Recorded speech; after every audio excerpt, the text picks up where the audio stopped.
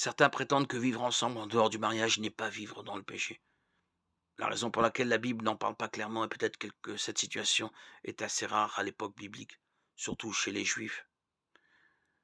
Dans cet article, vivre ensemble se définit non pas comme vivre dans la même maison avec une personne du sexe opposé sans avoir de relations sexuelles, mais vivre maritalement en ayant notamment des relations sexuelles sans être marié.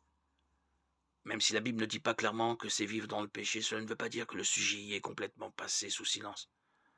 Au contraire, en mettant plusieurs passages bibliques en parallèle, on constate clairement que toute forme de sexualité en dehors du cadre du mariage entre un homme et une femme est péché. De nombreux passages condamnent l'immoralité sexuelle. Le terme grec traduit par immoralité sexuelle est porneia, qui signifie littéralement convoitise illégitime. Puisque la seule sexualité légitime est celle entre un homme et une femme dans le cadre du mariage, Genèse 2, 24, Matthieu 19, 5, tout ce qui sort de ce cadre est illégitime, donc péché. Qu'il s'agisse de l'adultère, des relations sexuelles avant le mariage, de l'homosexualité ou de quoi que ce soit d'autre. Vivre ensemble avant le mariage entre clairement dans la catégorie des péchés sexuels.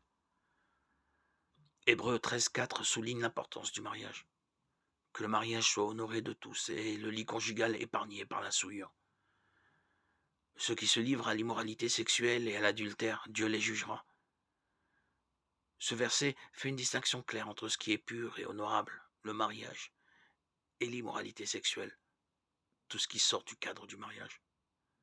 Vivre ensemble en dehors du mariage entre dans cette catégorie et est donc péché. Ceux qui vivent ensemble sans être légalement mariés encourent la colère et le jugement de Dieu.